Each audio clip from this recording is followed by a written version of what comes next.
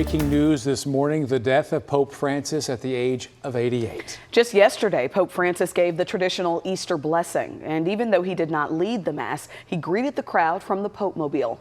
Our Chris Sadeghi has been following the story all morning. He's joining us in studio with more on the Pope's health issues that led up to his death. It is. The announcement came just about 4 hours ago. After a long hospitalization to begin the year, Pope Francis passed away at the age of 88. This is a live look now at the Vatican City. Catholic followers filling St. Peter's Square to begin the mourning of Pope Francis. It comes just one day after they packed the same square to celebrate Easter Sunday, where the Pope made a surprise appearance. The Vatican Camerlengo, Cardinal Kevin Farrell, who has past ties to the Dallas Diocese, made the announcement of the Pope's passing this morning from the chapel where the Pope lived. The Pope has long suffered from lung disease, was admitted into the hospital back on Valentine's Day. He would stay in the hospital for 38 days, but as recently as yesterday, he did make a surprise trip through St. Peter's Square in his open-air vehicle, much to the delight of his Catholic followers. This is video of him taking part in those Easter Sunday celebrations. He also briefly met with Vice President J.D. Vance yesterday during the VP's trip overseas.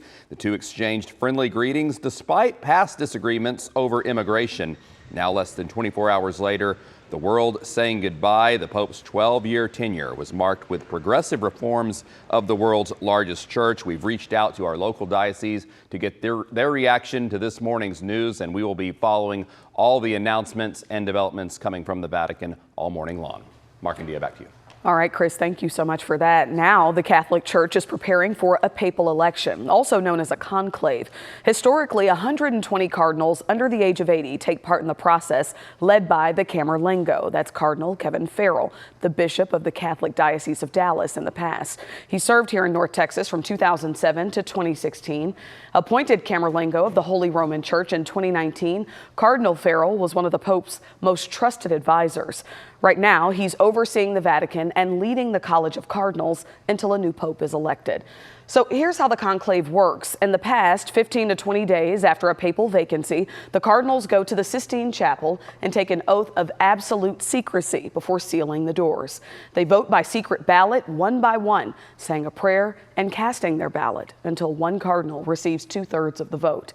If he accepts, he will choose a papal name, be dressed in papal vestments before coming out to the balcony at St. Peter's Basilica. That's when the trademark white smoke will signal to the world that a new pope has been elected.